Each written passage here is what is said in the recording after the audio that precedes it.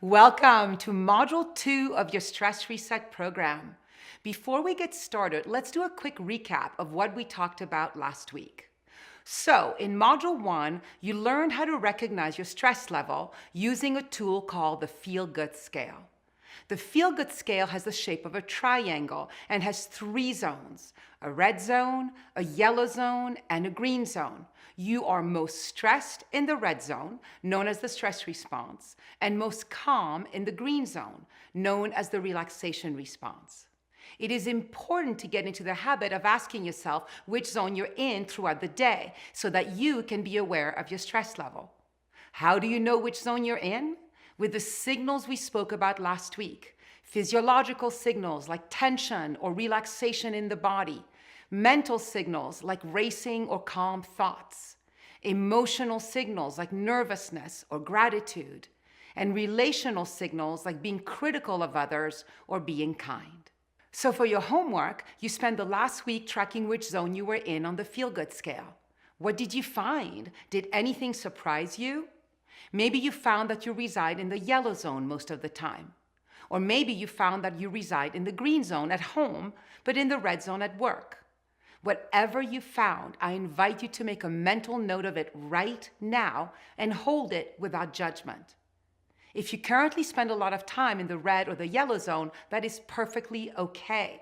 Remember, the stress response is a biological survival system that gets triggered involuntarily in response to perceived danger. It's not your fault when you go into the stress response, but it is your responsibility to shift out of it. This program is going to empower you to shift out of the stress response quickly so that you can feel better and work better. So now let's get started with Module 2. Like Module 1, this module is another foundational module. In the first lesson, I'm going to teach you a foundational method that you can use daily. In the second lesson, I'm going to show you how you can use this method to install positive habits that enable you to thrive. So let's begin. The method that I'm talking about is called the Stress Reset Method.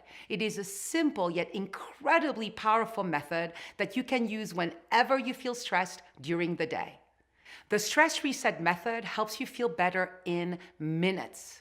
This is great for work because we often don't have much time to focus on regulating our stress.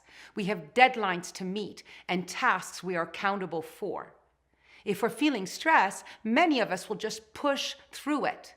This way of working is very common, but it often comes at the expense of personal well-being. When you focus too narrowly on getting the job done and neglect your mental, physical, and emotional health, life gets out of balance. We at the Stress Reset believe that you don't have to sacrifice your well-being in order to be successful. You can actually achieve your professional goals and take care of your overall health. We designed the Stress Reset Method to be a fast-acting tool that you can use during the workday because we know that you have things to get done. You may not have an hour on Monday afternoon to focus on resetting your stress, but chances are you have 10 minutes. The Stress Reset Method helps you significantly lower your stress in just a few minutes. If you have more than a few minutes, even better. Here is how you do it. There are 3 simple steps to the Stress Reset Method. The 3 steps go along with the 3 zones of the Feel-Good Scale. In step 1, you begin in the red zone or the stress response. In step 2, you move to the yellow zone. And in step 3, you move to the green zone or the relaxation response. I'm going to walk you through each of the steps right now. Step number 1 is stop. The moment you notice you're heading towards or are in the red zone, stop. Don't believe anything you hear, think, see, or feel. Don't take any action or trust any impulses to take action. Recall from Module 1 that there are 3 reasons why the red zone is not to be trusted. First, you can only see what's wrong.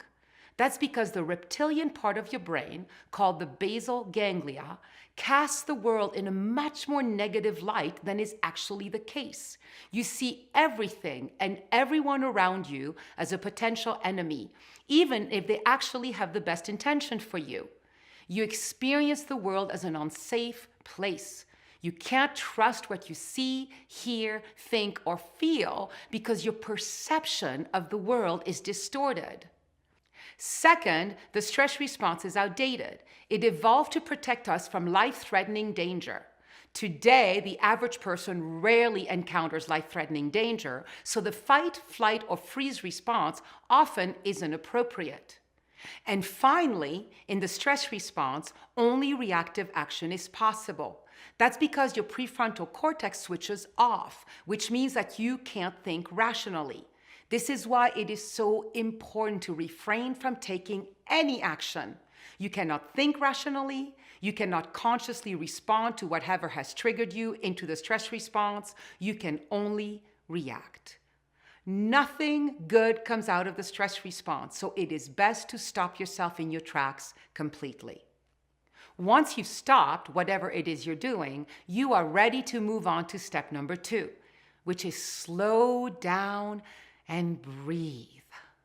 Slow, deep breathing takes you from the red zone to the yellow zone. It may sound simple, but it is vital to lowering your stress level. Deep abdominal breathing works wonders for the brain and for the body. First, it stimulates the vagus nerve, the longest cranial nerve in the body, which puts the brakes on the stress response and the gas on the relaxation response. This takes your body out of survival mode and into relaxation mode. Second, deep breathing stops the production of stress hormones like cortisol and adrenaline, which are harmful at high levels. Third, it switches your prefrontal cortex back on so that you can once again think rationally. Fourth, it slows down your thoughts. This means that you have less mental clutter to deal with and can focus. And fifth, and most importantly, it empowers you to choose how you want to respond. Instead of reacting unconsciously, you can respond consciously. If a coworker makes a negative remark to you, you can choose to brush it off and smile back at them. If you don't close that deal with a client, you can choose to reassure yourself that an even better fit is waiting for you. You don't have to allow your circumstances to dictate how you feel and what you do. Now, I'm going to show you a deep breathing technique that's very effective. Feel free to try it with me. You'll begin by placing your hand on your belly and breathing in deeply through your nose. Let your hand on your belly rise and pause at the top of the inhale. Now, exhale out through your nose. Let your hand on your belly sink and pause at the bottom of the exhale. Let's take a couple of breaths together. Ready? Inhale. Exhale. Inhale. Exhale. You'll want to take 5 or more slow, deep breaths just like that. Make sure to breathe in and out through the nose. The great thing about breathing is that it's very discreet. You can take slow, deep breaths just about anywhere, whether you are sitting at your desk, going for a walk outside, or listening in on a remote conference call. So remember, step 1 is stop. Step 2 is slow down and breathe. Now, you may find that deep breathing alone can take you all the way from the red zone to the green zone. If it does, you may not need to move on to step number 3. But if you do need to move on to step 3, here it is. The third and final step of the stress reset method is go to a positive action we call a feel-good habit.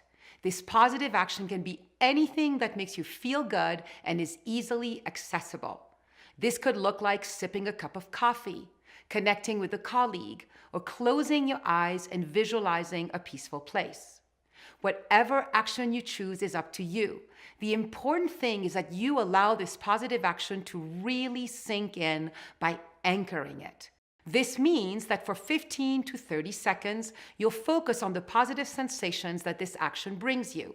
If you're sipping a cup of coffee, you might focus on the way the coffee smells or the way that it feels in your mouth.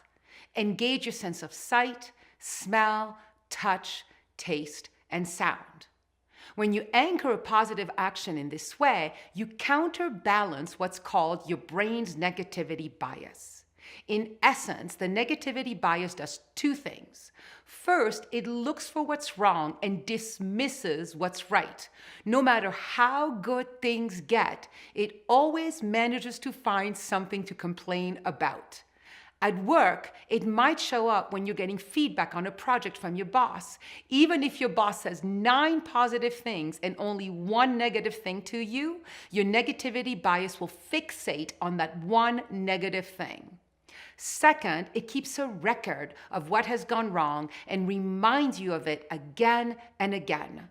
One of my favorite authors, Rick Hanson, says the brain is like Velcro for negative experiences and Teflon for positive ones. What he means by that is that the brain readily stores the negative and actually dismisses the positive. Why? Because remembering danger is what kept us alive for hundreds of thousands of years. It was once really important to be looking out for what could go wrong, like encountering a predator or eating a poisonous berry, and to remember painful experiences so that we could avoid them in the future. For survival purposes, remembering positive experience like the last meal we enjoyed wasn't as important. So over time, our brain's capacity to do that decreased. Today, the negativity bias is not that helpful because we rarely encounter life-threatening danger. Like the stress response, it's a biological adaptation that isn't well suited to modern life. At this point, you've learned all 3 steps of the stress reset method and you are ready to put them together. Here they are one more time. Step number 1, in the red zone, stop. Step number 2, to go to the yellow zone, slow down and breathe. And step number 3, to go to the green zone, go to a feel-good habit and anchor it for 15 to 30 seconds, which will help rewire your negativity bias. That's it. It's really that simple, although as you can see, it's based on sound science. So with that, we are finished with this lesson and we are ready to close. I have truly enjoyed sharing this powerful method with you, and I can't wait to see how you use it. I look forward to seeing you in the next lesson. Thank you for watching and have a wonderful Green Zone day.